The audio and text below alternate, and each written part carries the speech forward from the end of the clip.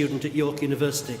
George has been jointly funded by the Doncaster Civic Trust and York University to design an exhibition on the life and work of James Paine, and it's on display in the dining room.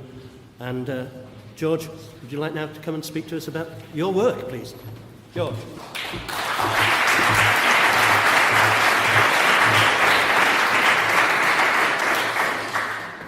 Good afternoon. So yes, my name is George Norton and I represent the studentship between Doncaster Mansion House and the University of York, where I'm currently studying a Master's in Architectural History and Theory. Over the past 6 months, I've been working closely with the friends alongside my studies to bring to life this exhibition, and I'm now beginning to plan a website that will expand upon the information presented here. It is our ultimate aim to provoke a new wave of attention and scholarship into the works of James Paine and his contemporaries. The celebrations this year mark the 300th anniversary of Paine's birth in 1717. This presents an exciting landmark opportunity to draw attention to and explore the work of a man who was instrumental in shaping the architectural landscape of our country. The exhibition itself is at the core of this.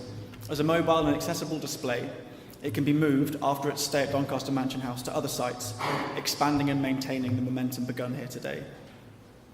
We aim to highlight the importance of Paine and his contributions to the architectural landscape of England. The exhibition content is geared towards this, focusing on pivotal works of his career, including Doncaster Mansion House, Chatsworth Hall, New Wardour Castle, and many others, as we highlight and trace his impact. There is certainly something romantic about Paine's life. From humble beginnings in the market town of Andover in Hampshire and the son of a carpenter, he travelled to London at only the age of 18 to train at St Martin's Lane Academy amongst such prominent figures as William Hogarth, before taking on his first notable commission at Nostell Priory. There it is. So at the age of just 19, he oversaw the completion of the main house and designed the interior. As such, Nostell was an important work to feature in the exhibition as a benchmark of comparison. I think you can really see not only how far his abilities progressed over his career, but also the sheer skill that he possessed right from the outset. Using Nostell as his stepping stone, Paine developed into a prominent figure, very much in fashion as an architect in the mid-18th century. As such, an important image in the exhibition is the magnificent staircase at New Wardour Castle. A true masterpiece, designed at the height of his career, we were keen to highlight the staircase as much as possible in the exhibition, and were lucky enough to acquire the use of a personal presentation drawing of it from the V&A, which is a real work of art in itself, and I would really encourage you to go and have a look at the image on the exhibition out in the dining room. It was decided to divide the exhibition into 5 sections to highlight each element of Paine's designs, which included exteriors, interiors, estate buildings, drawings, and finally an introduction to the man himself. In this sense, the elements of his designs are systematically organised and can be directly compared to one another over the course of his career. Acquiring images and information for the exhibition panels has been a fascinating journey, speaking to owners, caretakers, volunteers, archives, museums from all over the country. And although he lived in London for most of his career, his works have spread the length and breadth of England. We felt it was important to include his city buildings in the exhibition, highlighting his versatility as an architect and ability to cater to his patrons' location and budget. A fine example of such a structure is in Pontefract. Here it is. No? No, it's not. Hey!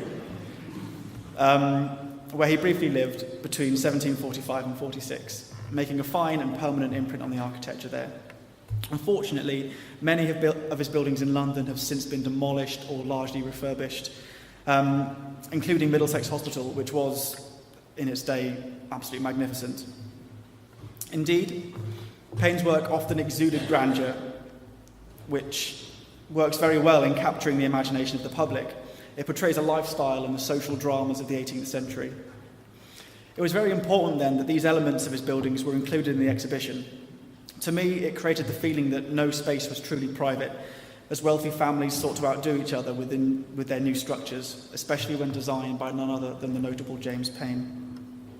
Nowhere is this more evident than in the Temple of Diana at Weston Park, seen here, as a multi-purpose garden building with attached rooms for music and tea. It functioned both as a beautiful sanctuary for the owner and as a place to impress guests, perched on top of a 1,000-acre estate landscaped by Capability Brown. Something that could not be visually expressed in the exhibition, but was equally important to include, was Paine's influence on the architect's profession. He was the first, alongside his contemporary Robert Taylor, to invite trainee pupils into his offices, beginning a practice of architectural education that still exists today. From this period, we can date the real existence of an architectural profession in which young men were trained.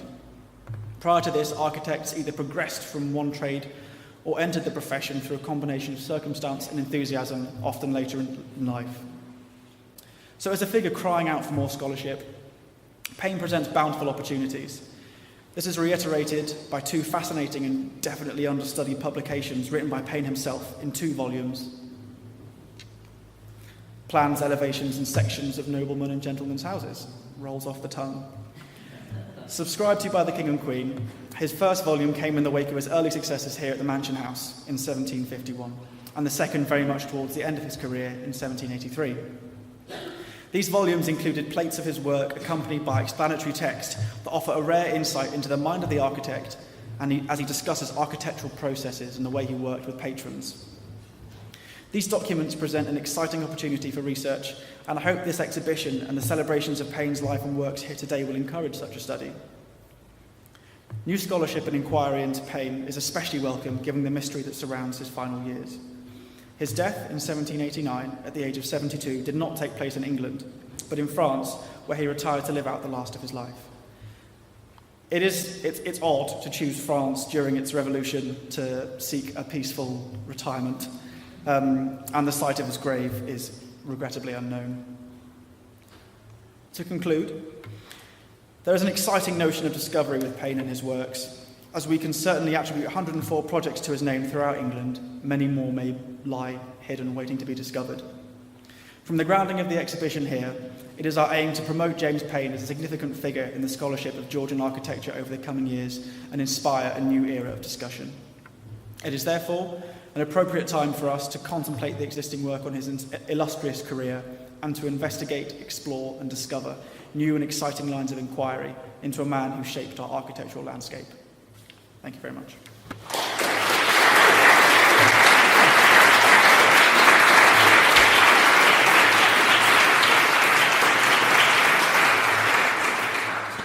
Any questions? Splendid.